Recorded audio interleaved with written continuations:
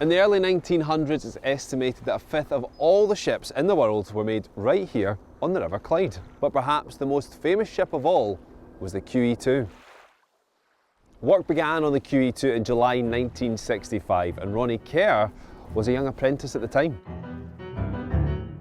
So a year as an office boy and a runner around the shipyard, watching all what was going on, building ships. Dozens of ships were being built at that time. And the apprentice supervisor would assess you and see what you were best to do, a turner, a fitter, or whatever. So I was chosen to be an engine fitter.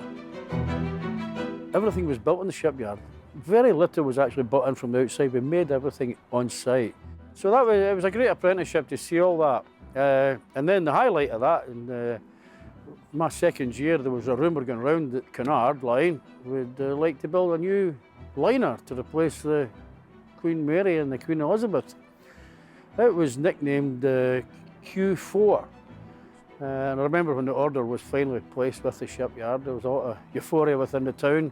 It meant a lot of work for a lot of people for a lot of years. The work was starting to thin out, so getting this new contract from Cunard was a big bonus. Lots of celebrations in the local pubs. She was launched right here on the 20th of September 1967, and 30,000 people came to Clydebank to watch the ceremony with the Queen and Prince Philip. The launch went well, although there was some confusion on the ship's official name.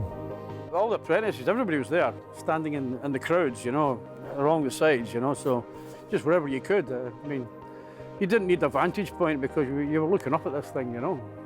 So it was there for everybody to see.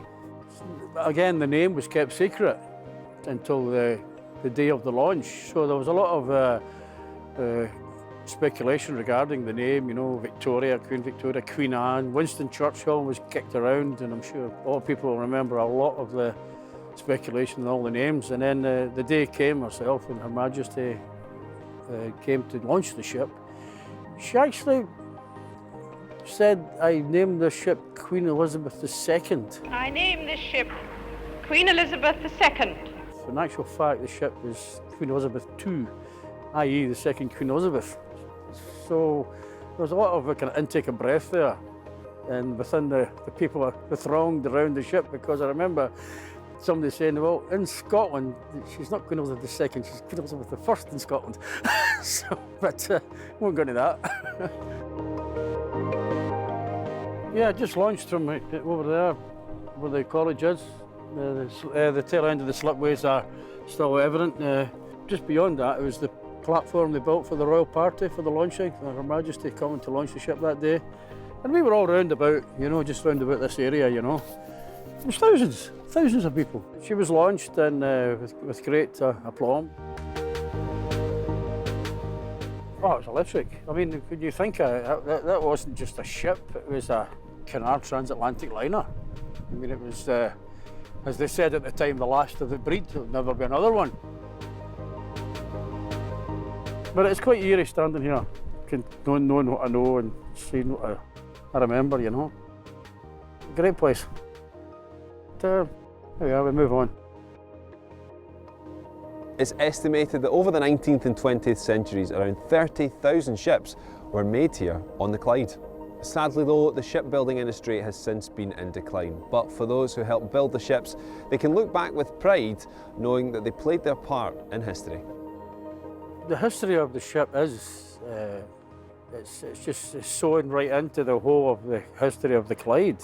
Rumour has it, I mean, an eighth of the world's shipping was built in the Clyde in its heyday. I mean, they used to say you go down to any ship in the world and shout down the engine room hatch, "Oi, Jock!" You'd always get a reply. So many famous ships built in these shipyards up and down the Clyde, John Brown's, Fairfields.